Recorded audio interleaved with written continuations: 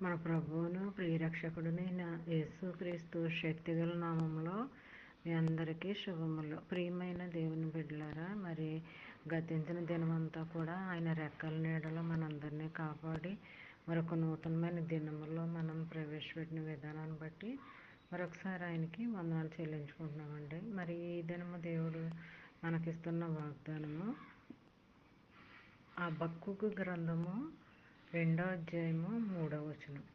ఆ దర్శన విషయము నిర్ణయ కాలమును జరుగును, అది తప్పక నెరవేరును. అది ఆలస్యముగా వచ్చినను దాని కొరకు కనిపెట్టుము, అది తప్పక జరుగును, జాగు చేయక వచ్చును. ప్రియమైన దేవుని బిడ్డలారా, మరి మనము ఇంతవరకు ఎన్నో వాగ్దానాలు తీసుకుంటాము, ఎన్నో దర్శనాలు చూస్తూ ఉంటాం. మరి అవి నెరవేర్పలేదని మనము ఎప్పుడూ కూడా దిగులు పడుతూ ఉంటాము, బాధపడుతూ ఉంటాము.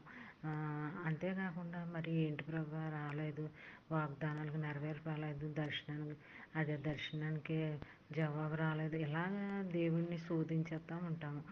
కానీ అవి ఎందుకు రాలేదో ఒకసారి మనల్ని మనము పరిశీలన చేసుకుని మనల్ని మనం ఆలోచన చేసుకున్నట్లయితే అది జరగటానికి ఇంకా మనలో ఏదైనా లోపం ఏమన్నా ఉందేమో. అవి ఏంటి ప్రభు, అవి ఆ లోపం ఏదన్నా ఉంటే నాకు బయలుపరచు, దాన్ని సరిదిద్దుకునే అవకాశం కూడా నాకు ఇవ్వి అని మనం ప్రార్థన చేసుకోవాలి. అలా ప్రార్థన చేసుకున్నప్పుడు ఇంకా మనలో ఏవైనా లోపాలు ఉంటే అవి తొలగిస్తాడు. అప్పుడు ఆ ఇచ్చిన వాగ్దానాలు, ఆ దర్శనాలు నెరవేర్పును కలిగిస్తాడు అనమాట అండి.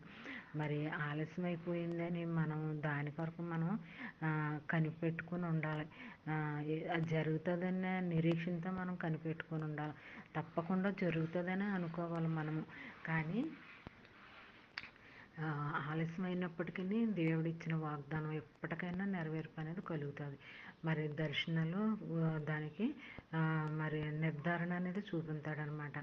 ఆ దర్శనం ఎందుకు వచ్చిందో, ఆ దర్శనం వల్ల నీకు వచ్చే లాభం ఏంటో అవన్నీ కూడా దేవుడు నీకు బయలుపరుస్తాడనమాట. కాకపోతే మనము ఆయన పట్ల నిరీక్షణ కలిగి ఉండాలి, ప్రార్థన పట్టుదల కలిగి ఉండాలి.